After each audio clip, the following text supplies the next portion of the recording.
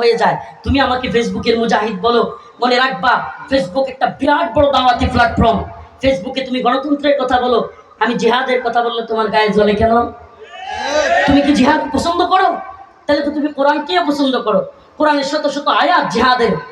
আমরা ফেসবুকেও দাওয়াত এবং জিহাদের দাওয়াত দিয়ে যাব কেন?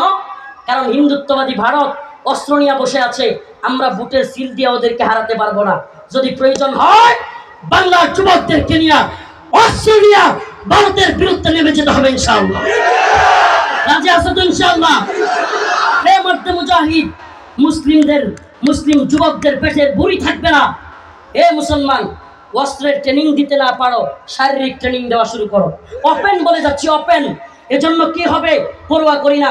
এই হিন্দুত্ববাদী তাগুতি ব্রাহ্মণ্যবাদীদের বিরুদ্ধে মুসলিমদের একটা গাজওয়া হবে, জিহাদ হবে। এটা আমার মুখের কথা নয়, রাসূলের বাণী। ইসাবাতান মিন উম্মতি আহরাজাহুম আল্লাহু মিনান নার, ইসাবাতুন তাখজুল হিন্দা ওয়া ইসাবাতু মার ঈসা ইবনে মারইয়াম।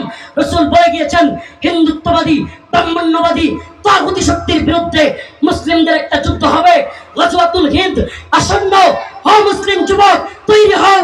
রাসূল বলে গিয়েছেন, সেই যুদ্ধে হিন্দুত্ববাদীরা পরাজিত হবে। শুধু পরাজিতই হবে না, মুসলিম যুবকরা হিন্দুত্ববাদী নেতাদের কল্লা ধরে ধরে টেনে হিচড়ে বাইতুল মাকদিসের দিকে নিয়ে যাবে ইনশাআল্লাহ। তৈরি আছো তো ইনশাআল্লাহ? আমরা সেই দাওয়াত এবং জিহাদের পক্ষে কাজ করি।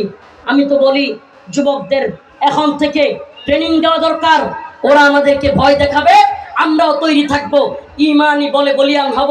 আবারও বলি যেই জাতি বুলেটের সামনে দাঁড়াতে শিখে গেছে, সেই জাতিকে ভয় দেখায় আল্লাহ নেই।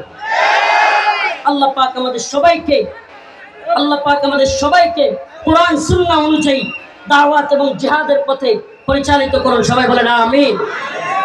এরপরে আরো আলোচক রয়েছেন বাংলাদেশের একজন বিখ্যাত কারি, আমার খুব ভালো লাগে যার তিলাওয়াত, প্রিয় আসাদ ভাই আসছেন আজকে আপনাদের সামনে। আছেন প্রিয় কারি সাইদুল ইসলাম আসাদ ভাইয়ের কথা শুনে, তিলাওয়াত শুনে তারপরে যাবেন ইনশাআল্লাহ। যে কয়েকটা কথা বললাম, এ জাতির বিরুদ্ধে ষড়যন্ত্র হচ্ছে, এই ষড়যন্ত্রের বিরুদ্ধে আমাদেরকে ঐক্যবদ্ধ থাকতে হবে। আমরা আমাদের 1 ইঞ্চি ভূখণ্ড ছেড়ে দিব না। মুসলিমদের ভূখণ্ড রক্ষা করা এটা মুসলিমদের জন্য ফরজে আইন। এই ফরজে আইনে আমরা সবাই শরীক হব। আল্লাহ পাক আমাদের সবাইকে দ্বীনের পথে দাওয়া এবং জিহাদের পথে পরিচালিত করুন। নাসরুম মিনাল্লাহ ওয়া ফাতহুন করিব। আসসালামু আলাইকুম ওয়া রাহমাতুল্লাহি ওয়া বারাকাতুহু।